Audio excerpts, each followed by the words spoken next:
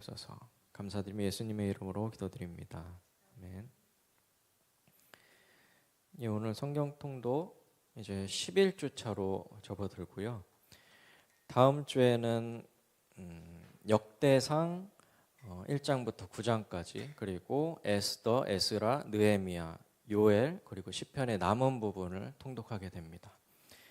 이제 월요일에 통독을 시작하면은 좀 힘드실 거예요. 왜냐하면은 족보가 또 나열되는데 이 족보를 왜 이렇게 읽고 있어야 되나, 이 사람들은 누구인가 하는 생각이 들죠. 그 9장씩이나 족보가 쭉 이렇게 나열되는데 역대상에 대해서 이제 설명을 드렸잖아요.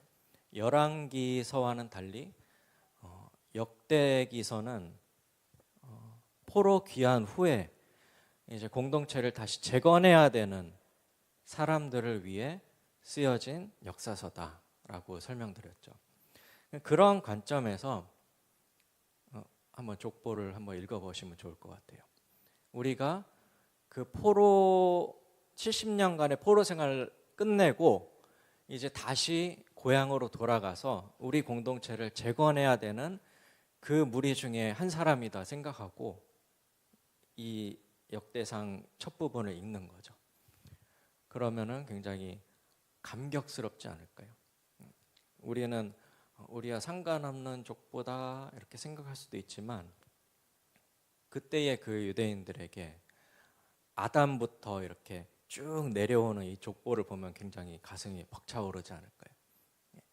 우리가 하나님께서 창조하신 그 창조의 그 아담부터 시작해서 아담, 셋, 에노스 그리고 노아, 우리가 그 어릴 때부터 어머니와 아버지로부터 그 들어왔던 신앙의 인물들, 노아와 다윗과 솔로몬, 그리고 그 다윗 시대의 그 영광스러웠던 우리의 왕국, 우리는 그 왕국을 다시 재건해야 돼 이러면서 그 족보를 읽어 나가는 거죠.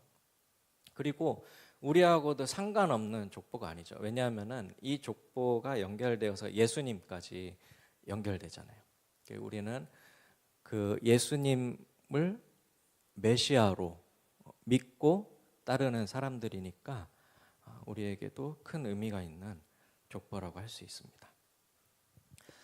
역대상 1장부터 9장까지 이제 아담부터 시작해서 쭉 이렇게 이름이 내려오다가 이스라엘의 이제 12아들의 이름이 나오고, 그 다음에 유다의 아들들, 유다의 자손들 쭉 나오고, 그리고 다윗이 나오고, 그리고 다윗의 아들들, 우리가 몇 주 전에 이제 들어서 이제 알아왔던 그 이스라엘의 유다의 왕들 이름이 쭉 나오고요. 하향식으로 이렇게 쭉 가다가 다시 앞으로 돌아가서 또 다른 형제의 자손들을 이렇게 또 이렇게 설명하고 격가지가 좀 이렇게 펼쳐져요. 그런 격가지가 펼쳐지면서 하향식으로 쭉 내려오는 족보죠. 그러면서 중간에 야베스 같은 사람은 또 그 사람에 대한 짧은 설명도 곁들이기도 하고요.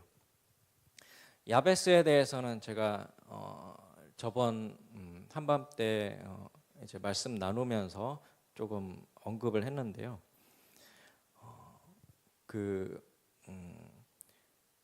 가나안 땅에 이제 들어가서 그 땅을 차지하고 지파가 이제 땅을 나누는 그 시기의 사람이라고 말씀드렸어요. 그런 관점에서 이제 야베스의 기도를 보면은 야베스의 기도가 어떻게 되죠?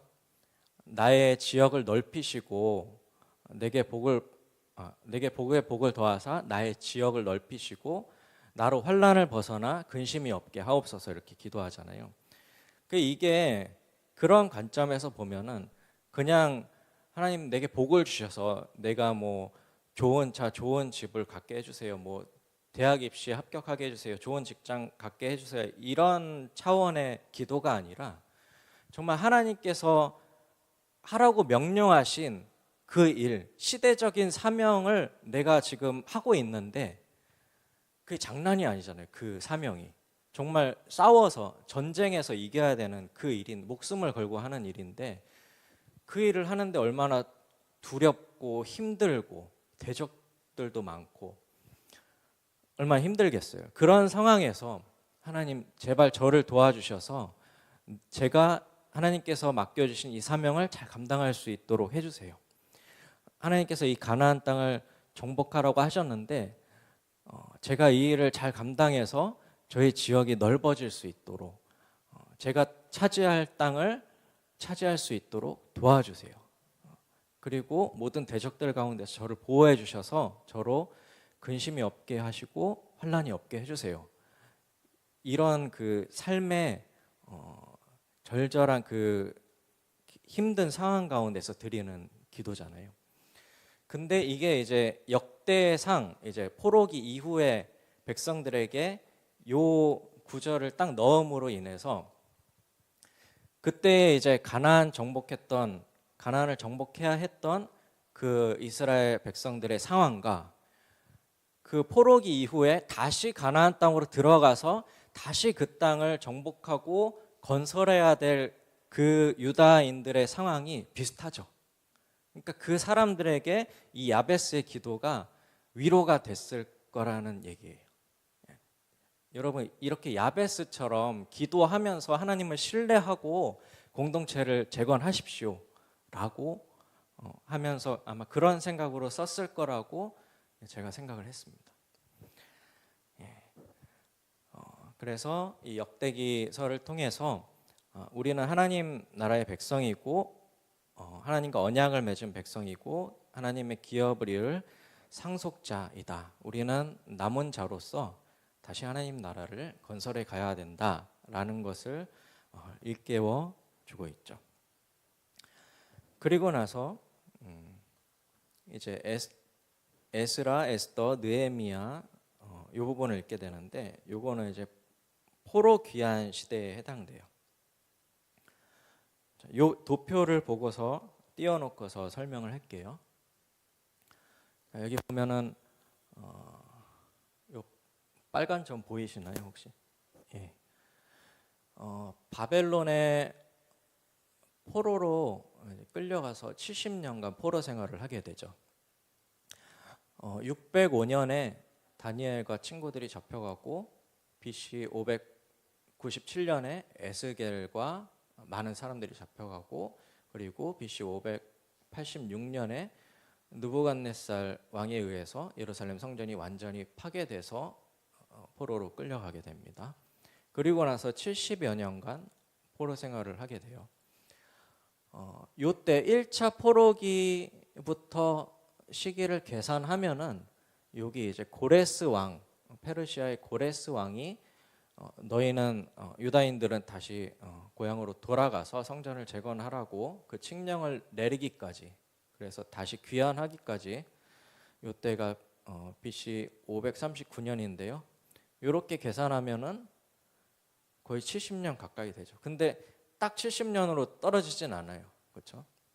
한 60 몇 년 되죠. 근데 그래서 어떤 학자들은 성전이 파괴된 날부터 성전이 딱 재건된 날이 70년이다 이렇게 설명을 하더라고요. 그렇게 계산하면은 딱 70년이 돼요. 586년에 성전이 파괴되거든요. 그리고 성전이 완성되는 다시 재건되는 해가 BC 516년이에요. 이렇게 되면 이제 딱 70년이 되는 거죠. 그렇게 해서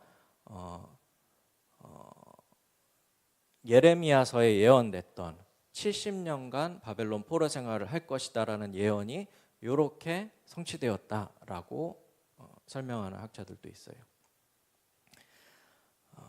어쨌든 다니엘이 1차 포로로 끌려가서 다니엘은 언제까지 활동을 하냐면은 쭉 바벨론의 여러 왕들을 지나서 고레스 왕 때까지 살아남아요. 그리고 그 바벨론 왕궁에서 관료로 고위 관료로 높은 위치에서 하나님의 뜻을 전하는 선지자로 활동을 하게 되죠.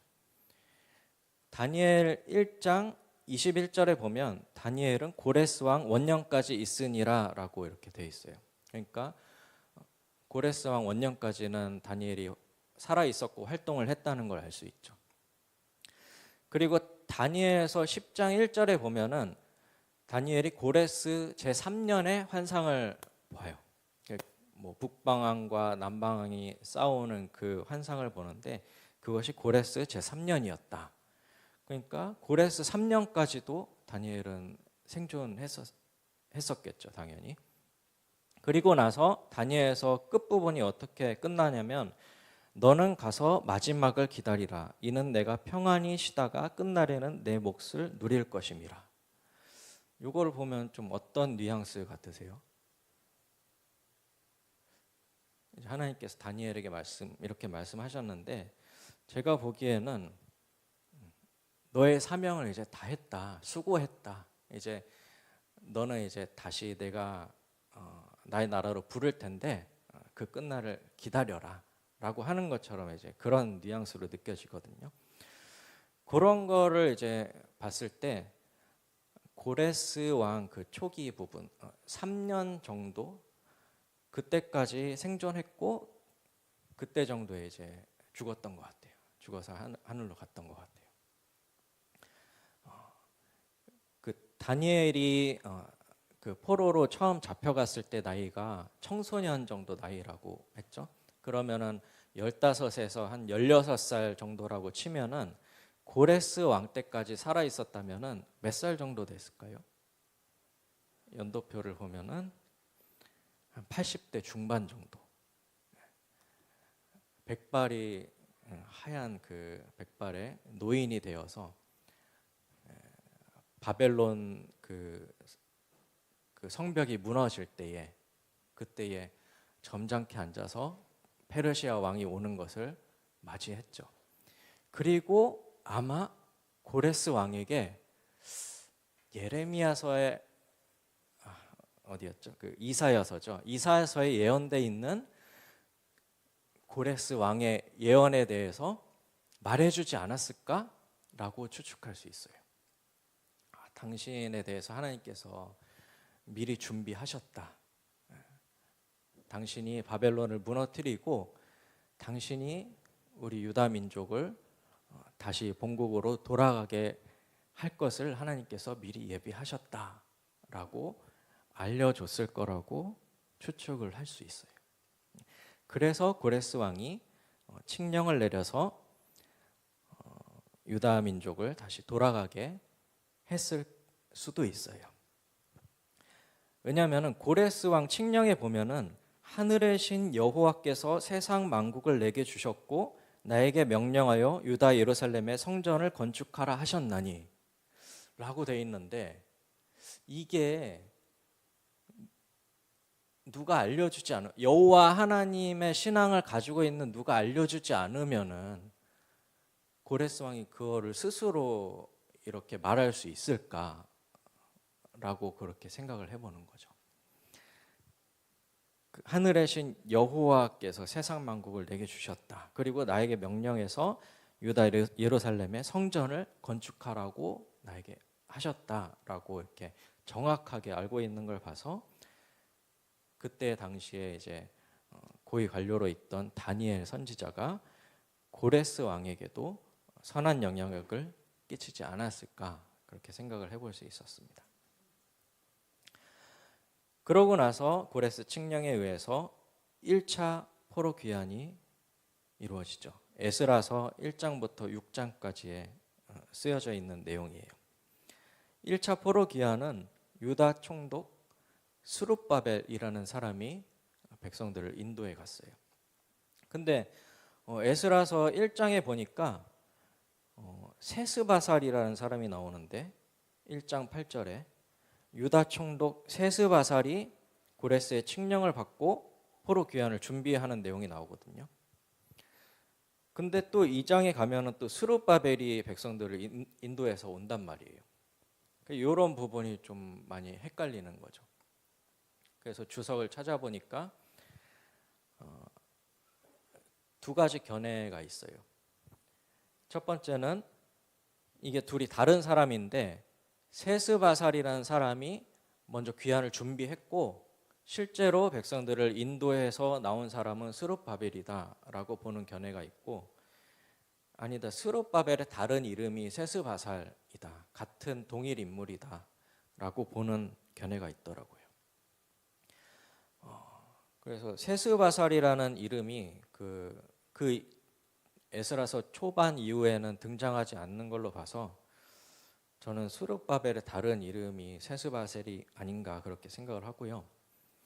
스룹바벨이 유다 백성들을 이끌고 1차 귀환을 시작합니다. BC 539년이죠. 그리고 예루살렘에 이른 지 2년 둘째 달에 성전 공사를 시작해요. 그 성전의 공사를 시작할 때 머릿돌을 먼저 놓잖아요. 주춧돌을 넣는데 그 성전의 기초가 놓임을 보고 첫 성전을 보았던 나이 많은 사람들이 대성통곡하고 우는 거예요.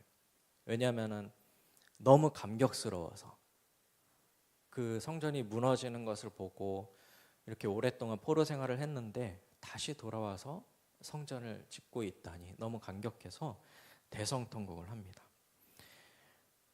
근데 포로기가 70년인데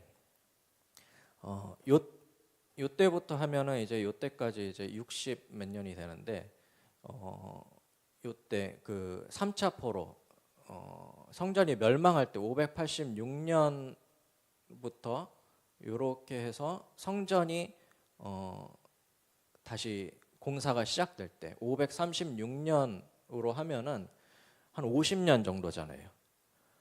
그러면은 요때의 성전을 봤던 사람, 만약에 20살 때 요때의 성전을 봤다 그러면은 요때에 다시 성전이 재건할 때 나이는 한 70살 정도 되는 거죠. 그러면은 그때 20살 때 그 봤던 솔로몬의 성전의 기억이 있는 사람들이 이제 70살이 되어 노년이 되어서 다시 성전을 재건하는 그걸 보고 대성통곡을 했다는 걸 알 수 있죠.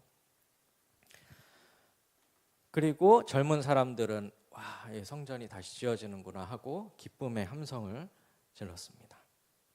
그런데 이 성전 공사를 시작하니까 대적들이 나타나서 방해를 시작해요. 어떤 사람들이었냐면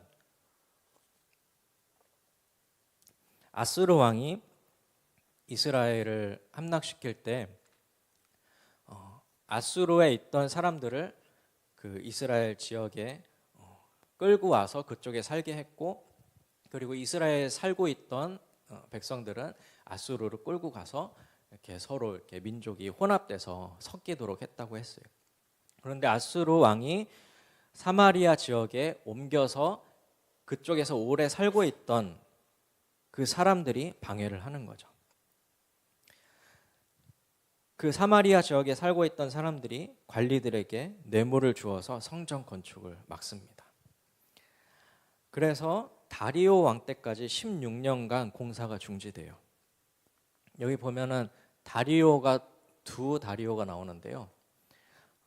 여기 이제 메데라고 써 있는 건 메데라는 나라고, 처음에 이제 메데 페르시아라고 하는데 메데와 페르시아의 연합군이었어요. 그러다가 메데가 나중에 페르시아에게 흡수돼서 그냥 페르시아라고 불려졌다고 해요. 처음에 이제 메데 왕이었던 다리오가 있고 그 후에 페르시아 왕이었던 다리오 히스타스페스가 있어요. 요 다리오 왕 때까지 16년간 성전 공사가 중지됩니다. 근데 그 성전 기초가 놓인 것을 보고 감격하고 이제 드디어 성전을 짓는구나 했던 사람들이 대적이 와서 방해를 하고 이게 왕이 또 못하게 하고 이러니까 실망을 하는 거예요. 때가 아닌가 보다. 우리는 잘 해보려고 그랬는데 안 되나 보다 하면서 자포자기하고 있었어요. 근데 그럴 때 학개와 스가랴라는 선지자가 백성들에게 예언하면서 아니다, 하나님께서 이 일을 끝까지 마치실 거니까 너희는 포기하지 말고 성전을 재건해라 라고 그렇게 예언해서 다시 16년간 중지됐던 성전 건축이 재개됩니다. 그리고 그때 다리오 왕이 다시 조서를 내려요. 선조였던 고레스 왕이 성전을 지으라고 했던 그 칙령이 있다는 것을 확인을 하고, 그렇다면 너희가 성전을 지어도 좋다라고 다시 조서를 보내서 그 지역의 대적들을 이제 입을 잠잠하게 만드는 거죠. 그래서 다시 힘을 얻어서 성전을 재건했고 4년 만에 BC 520년부터 다시 재건해서 BC 516년에 성전을 완성하게 됩니다. 이렇게 스룹바벨이 백성들을 이끌고 와서 성전을 완성했고요. 그 다음에 2차 기한은 율법학자 겸 제사장이었던 에스라라는 사람이 백성들을 이끌고 다시 귀환을 하게 됩니다. 여기 스룹바벨 성전 재건 시작, 그리고 여기 에스라가 귀환했던 BC 458년 있죠. 그리고 3차 귀환은 BC 444년에 느헤미야가 백성들을 이끌고 돌아오게 돼요. 요 사이에 기간이 좀 길죠. 요 사이에 어떤 일이 있었냐면은 바로 에스더가 왕비로 즉위한 일이 있었던 거예요. 그러니까 에스더서는 1차 포로 귀환과 2차 포로 귀환 사이에 페르시아 땅에 남아있던 유다인들에게 일어났던 일을 기록하고 있어요. 모든 유다인들이 다 귀환한 게 아니라 남아있던 사람들도 있었거든요. 그래서 남아있던 그 유다인들의 사건을 기록한 것이 바로 에스더서입니다. 이 에스더서는 제가 한 3개월 전에 하나님의 섭리와 우리의 순종이라는 제목으로 한밤의 기도회 때 에스라서 내용으로 나누었으니까 그 내용도 한번 보시면 좋을 것 같아요. 에스더는 일찍 부모를 여의고 사촌 오라버니 모르드게가 양딸처럼 키웠던 아리따운 여인이었습니다. 이거는 좀 짧게 설명할게요. 요때 왕이 아하수에로 왕이었어요. 역사에는 크세르크세스라고 기록된 왕인데, 영화 300에 보면은 이렇게 대머리에 코걸이하고 이상한 모습으로 나와가지고 나는 관대하다 하는 그 왕이 바로 이 왕이에요. 근데 이 왕의 왕후 와스디라는 사람이 있었는데, 이 왕이 큰 연애를 베풀고 기분이 좋아서 왕후 좀 데리고 와라, 내 이쁜 왕후를 여러 사람에게 보이고 싶다 했는데, 이 왕후 와스디가 그걸 거절해요. 거절하는 바람에 이 왕후 와스디가 왕의 미움을 받아서 폐위되게 됩니다. 그리고 그 비어있는 왕후 자리를 채우기 위해서 새로운 왕후를 여러 지역에서 아리따운 여인들을 모아서 선발을 하게 되는데, 그 중에 왕후로 선발됐던 사람이 에스더였어요. 에스더가 이제 왕후가 됐고, 이 모르드게는 에스더와 이제 왕궁에서 이제 긴밀히 연락하면서 유대인들에게 좀 더 유리하게, 유대인들이 이 페르시아 왕국에서 좀 유리하게 살 수 있도록 그렇게 도왔던 일을 했던 것 같아요. 근데 하만이라는 사람이 이 모르드게를 굉장히 미워하게 됐어요. 왜냐하면은 이 하만이 굉장한 권력가였는데, 모든 사람이 자기에게 절하고 아부하는데 모르드게는 그렇게 하지 않았거든요. 그래서 이 모르드게를, 이 괘씸한 모르드게를 죽여야겠다 해서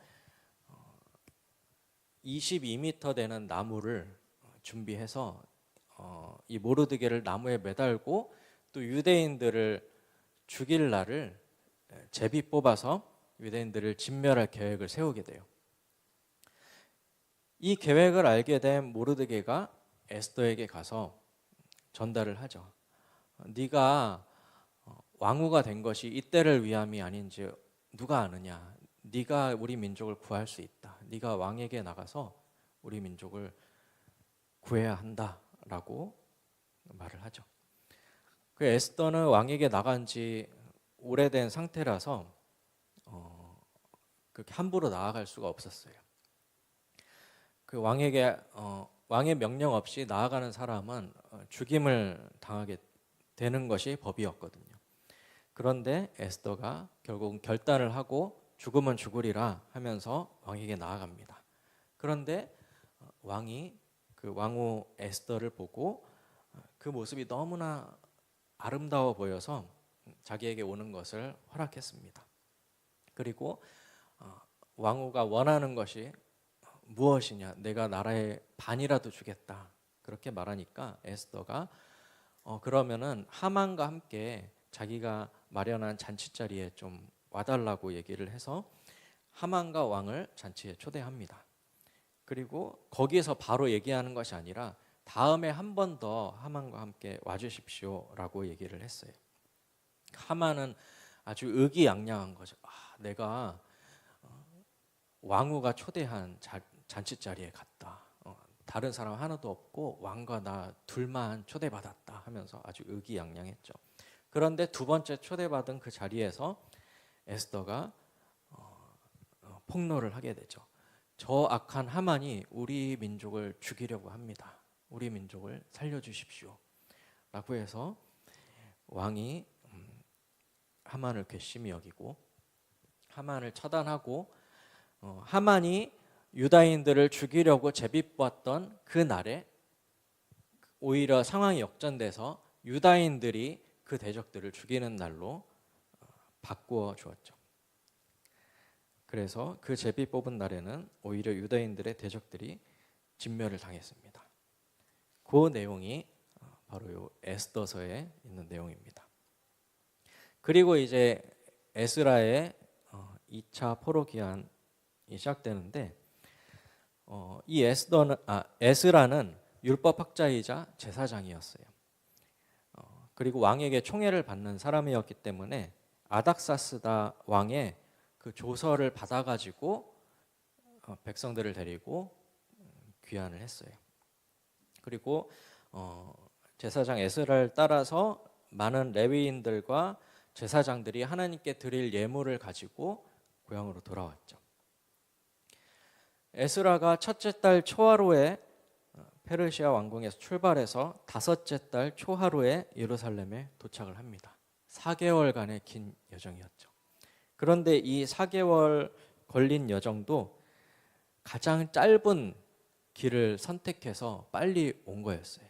원래는 길을 이렇게 강길을 따라서 돌아가야 되는데 그러면 너무 시간이 오래 걸리니까 에스더가 빨리 가야겠다 해서 위험을 무릅쓰고 그 사막을 광야를 통과하는 그 어려운 길을 택해서 4개월 만에 예루살렘에 도착을 합니다. 도착해서 보니까 백성들의 정신 상태가 너무 해이한 거예요. 이방인들과 그냥 결혼해서 살면서 그들의 문화에 젖어 있고 하나님의 율법은 하나도 알지도 못하고 이런 걸 보면서 옷을 찢고 회개 기도를 합니다. 그리고 결단을 하고 백성들을 가르쳐서 이방 아내와 그들의 소생을 다 쫓아내보내기로 그 언약을 했어요. 그리고 광장의 백성들을 모아서 율법책을 읽고 그 같이 갔던 레위인들이 그 뜻을 해석해 줍니다. 백성들이 그 율법을 듣고 깨닫고 통곡하면서 회개를 하게 돼요. 그리고 그동안 지키지 못했던 초막절을 8일간 지키게 됩니다. 나무를 베어서 장막을 만들고 그 안에서 8일 동안 거하면서 하나님의 말씀을 계속 듣는 거죠. 사경회 같은 형식으로. 그래서 백성들이 회개기도 하고 찬양하고 다시 하나님과 언약을 새롭게 하는 언약식을 맺고 하나님께 제사를 드리게 됩니다. 그리고 3차 귀환은 느헤미야라는 사람이 BC 444년에 예루살렘으로 백성들을 데리고 옵니다. 이 느헤미야는 아닥사스다 왕의 술 맡은 관원이었어요. 술 맡은 관원이었다는 것은 왕의 총애를 받는 사람이었다는 뜻이에요. 왜냐하면 왕이 먹는 술과 음식을 함부로 아무에게나 맡길 수 없잖아요. 독을 타서 독살할 수도 있는데 정말 왕이 총애하는 사람이 아니면은 왕에게 술과 음식을 내어 드릴 수 없는 거죠.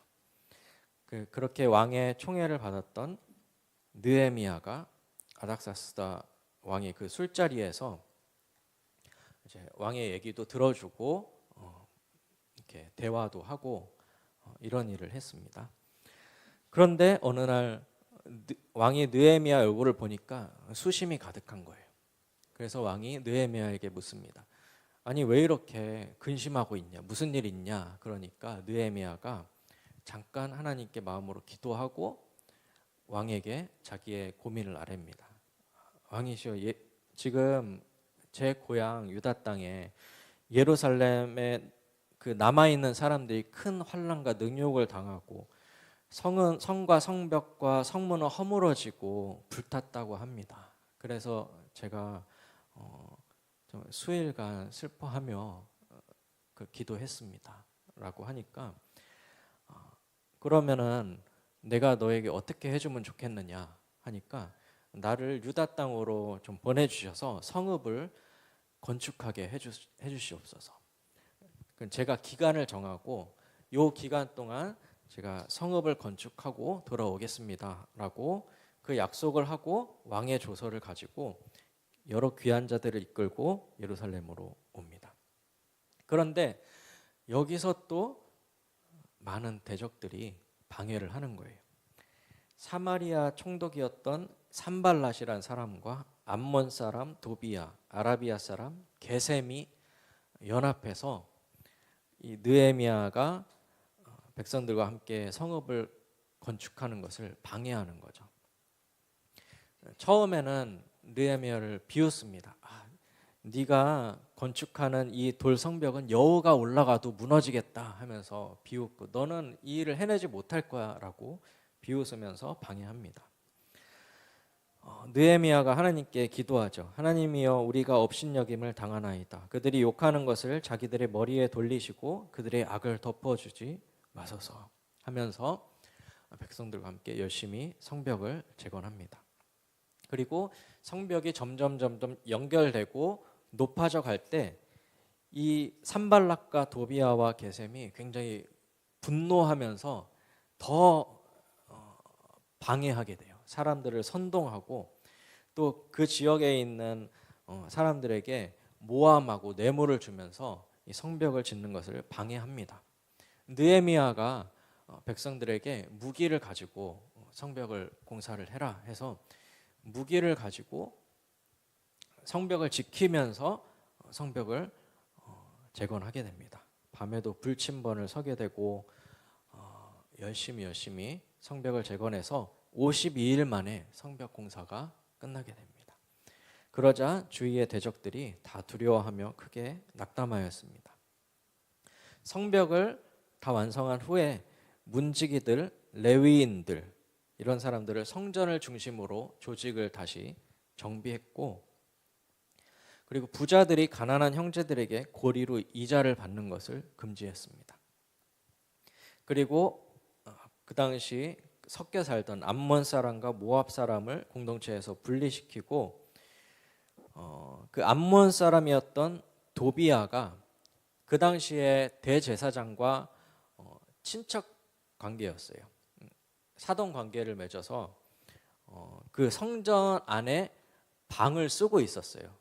그러니까 암몬 사람은 성전에 들어갈 수가 없는데 이 친분 관계로 인해서 성전 안에 자기의 방을 마련해서 쓰고 있었던 거죠. 그래서 성전에서 이 도비아의 방을 제거하고 내쫓습니다.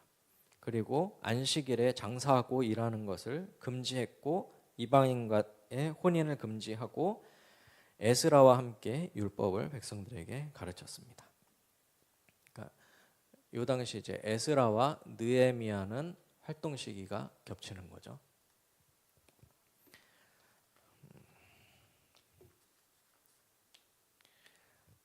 이렇게 해서 1차, 2차, 3차 포로 귀환이 끝나게 되고, 요 당시에 활동했던 선지자가 요엘과 말라기예요.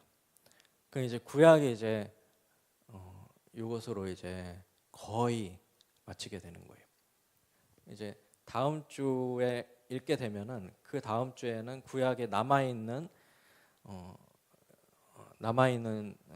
적은 부분들과 말라기서를 읽으면은 구약을 끝내게 돼요. 그리고 이제 복음 시대로 넘어가기 전에 신구약 중간사라는 게 있어요. 근데 성경에는 기록돼 있지 않은데 이것이 아주 중요한 역사적인 기록이거든요. 그 부분은 이제 신정아 전도사님이 아주 재밌게 가르쳐 주실 거라고 생각합니다. 요 당시에 활동했던 선지자 요엘서에 대해서 설명드릴게요. 사실 이 요엘에 대해서는 이 요엘이 정확하게 어떤 사람인지 어떤 시기에 활동했는지 기록이 없어요. 근데 이제 요때 활동했을 거라고 이제 추측을 하는 거죠. 그 요엘이 전한 예언의 내용을 바탕으로. 요엘서를 보면은 성전, 제사장, 장로는 언급되는데 왕이 언급되지 않아요. 그리고 큰 군대에 의한 파괴와 훗날의 회복에 대한 주제를 가지고 있어요.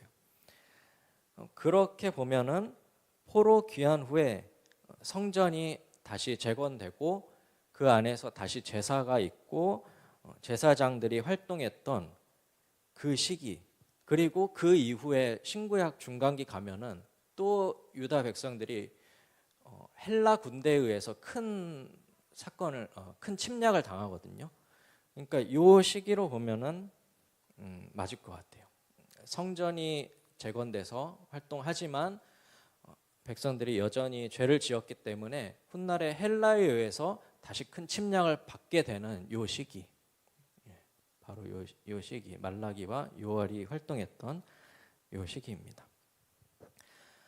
요엘서 1장 4절에 보면 팥중이가 남긴 것을 메뚜기가 먹고 메뚜기가 남긴 것을 느치가 먹고 느치가 남긴 것을 황충이 먹었도다 라고 되어 있는데, 어떤 학자들은 이걸 보고 자연재해로 설명을 해요. 실제로 이 문자 그대로 그 곡식들을 팥중이, 메뚜기, 느치, 황충들이, 벌레들이 와서 다 먹어서 그 굉장히 어려운 처지에 처했다라고 그렇게 해석을 하기도 하는데, 또 어떤 학자들은 또 제가 보기에는 이게 그냥 메뚜기를 말하는 게 아니라 어떤 큰 군대, 다른 나라 군대를 말하는 것 같아요. 왜냐하면 그 뒤에 내용을 보면은 다른 한 민족이 내 땅에 올라왔음이로다. 그들은 강하고 수가 많으며 그들이 내 포도나무를 멸하며 내 무화과나무를 긁어 맑게 벗겨서 버리니, 그리고 전쟁을 준비하고 용사를 격려하고 보습을 쳐서 칼을 만들고 낫을 쳐서 창을 만들어라, 이런 내용들이 이제 쭉 나오거든요. 이런 내용들을 보면은 어떤 큰 나라에 의해서 침략받는, 그리고 전쟁이 일어나는 그런 상황인 것 같은 뉘앙스를 많이 가지고 있어요. 그리고 요한계시록에 보면은 황충이라는 또 벌레의 환상이 나오거든요. 거기서도 보면 황충이 그냥 벌레가 아니라 어떤 큰 군대처럼 묘사돼 있어요. 그런 걸 보면은 여기 요엘서에 나오는 요 내용은 아마 유다 백성들이 그릇 행하고 죄를 행함으로 인해서 훗날에 헬라 제국에 의해서 다시 큰 침략을 받을 것이다라는 것을 예언한 것으로 그렇게 보여집니다. 그래서 요엘서를 보면은 슬프다 그날이여 여호와의 날이 가까웠나니 불이 목장의 풀을 살랐고 불꽃이 들의 모든 나무를 살랐음이니이다. 그리고 2장 1절에 여호와의 날이 임박했다. 2장 12절에 너희는 이제라도 금식하고 울며 애통하고 마음을 다하여 내게로 돌아오라 라고 요엘 선지자가 그렇게 외치고 있어요. 여기서 말하는 이제 여호와의 날이라는 것은 하나님께서 유다 백성들의 죄를 심판하시는 날인 거죠. 그리고 모든 다른 선지자서들과 마찬가지로 이 심판의 메시지가 있은 다음에 너희가 회개하고 돌아오면 다시 이렇게 회복시키겠다라고 하는 그 회복의 말씀이 그 뒤에 이어집니다. 내가 이른 비와 늦은 비를 내려서 너희에게 내려주겠다. 또 새 포도주와 기름을 너희에게 주겠다. 내가 이스라엘 가운데에 있어서 너희 하나님 여호와가 되고 다른 이가 없는 줄을 너희가 알 것이라. 내 백성이 영원히 수치를 당하지 않을 것이다. 그리고 가장 중요한 가장 유명한 구절인 그 후에 내가 내 영을 만민에게 부어주리니 너희 자녀들이 장래일을 말할 것이며 너희 늙은이는 꿈을 꾸며 너희 젊은이는 이상을 볼 것이며 그때 내가 또 내 영을 남종과 여종에게 부어줄 것이며 라는 그 예언의 말씀이 들어가 있죠. 이 내 영을 너희에게 부어줄 것이다 라는 이 예언의 말씀은 사도행전에서 예수님의 제자들이 다락방에 모여서 기도할 때에 성령이 임했던 그 사건에서 성취된 것으로 많은 학자들이 보고 있습니다. 이 요엘서의 내용을 보면 참 귀한해서 에스라와 느헤미야가 백성들을 율법을 가르쳐서 다시 하나님께 돌아와서 잘 살 것 같았지만 요엘서를 보면은 그렇지 않았구나. 이들이 다시 회복된 이후에 다시 타락했고 하나님을 속히 떠났구나라는 것을 알 수가 있어요. 요엘서뿐만 아니라 말라기서를 봐도 그것을 알 수 있죠. 이것은 이제 요엘서와 말라기서를 보면은 이들이 이러이러한 죄를 지었구나라는 것을 알 수 있으실 거예요.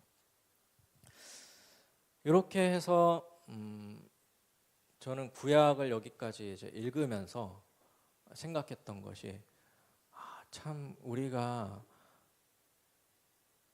죄 짓고 죄 짓는 걸 참 많이 반복하는구나.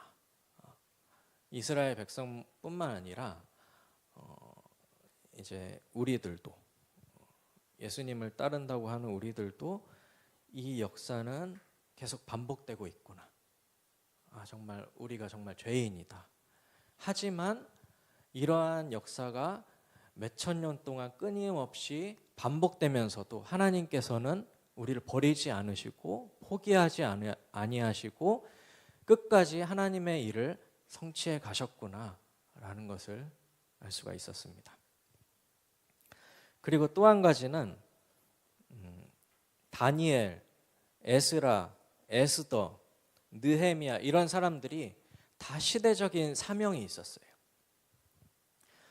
에스라는 스룹바벨은 성전을 다시 재건하는 사명이 있었죠. 에스라는 백성들에게 율법을 가르쳐서 다시 백성들의 신앙을 회복시키는 사명을 가지고 있었죠. 그리고 느헤미야는 성벽을 재건해서 유다를 안전하게 보호해야 하는 그 사명을 가지고 있었고, 또 귀환한 사람뿐만 아니라 그 페르시아 왕국에 남아있던 다니엘도 그 다니엘의 왕궁에서 일하면서 주로 왕들에게 다니엘은 주로 이제 서민들보다는 왕들에게 하나님의 뜻을 전하는 그런 사명을 가지고 있었고, 에스더는 왕후가 되어서 유다 민족을 구원하는 그 사명을 가지고 있었어요. 그런데 이 사명을 가진 사명자들이 사명을 행하려고 할 때마다 반드시 방해가 있었다는 것을 알게 돼요. 우리가 하나님의 뜻을 행하려고 할 때마다 하나님께서 함께 하시니까 모든 일이 순조롭겠지라고 생각하지만 그렇지가 않아요. 현실은 많은 방해가 있고 우리가 정말 좋은 일, 선한 일을 하려고 하는데 대적들 때문에 공사가 중단되고 내가 하는 일을 하지 못하게 되는 그런 때가 있어요. 근데 그럴 때 안 되나 보다, 때가 아닌가 보다, 이거는 그냥 하지 말아야겠다라고 하는 것이 아니라 에스라나 느헤미야나 에스더처럼 하나님께 기도하고 끝까지 하나님을 붙들고 이 일을 성취해 나가는 것, 그리고 하나님께서 그것을 원하시고 하나님께서는 그들을 보호하시고 하나님의 일을 성취해 가신다는 것을 알 수가 있어요. 예. 그리고 나서 이제 마지막으로 시편의 남은 부분을 읽게 되는데요. 크게는 두 부분으로 나눠져요. 한 부분은 성전에 올라가는 노래라는 표제를 가지고 있는 120편부터 134편, 성전에 올라가는 노래라는 표제를 가지고 있는데요. 이것에 대해서 이게 예루살렘 성전에 올라갈 때 계단이 15개가 있대요. 근데 올라갈 때 불렀던 노래다라고 하는 견해가 있고, 그게 아니라 예루살렘에 이제 예배하러 가기 위해서 순례자들이 길을 가면서 예루살렘에 올라가면서 불렀던 노래다라고 하는 그런 견해가 있어요. 아까 부르셨던 그 찬양, 하나님은 너를 지키시는 자, 이 찬양도 성전에 올라가는 노래에 속하는 거죠. 한번 상상을 해보죠. 하나님께 예배하기 위해서 그 먼 길을 예루살렘을 향해서 가면서 낮의 해와 밤의 달도 나를 해치 못한다. 하나님은 나를 지키시는 자고 나의 우편에 그늘이 되신다. 그 길을 가면서 눈을 들어 산을 보아라. 너의 도움 어디서 오나?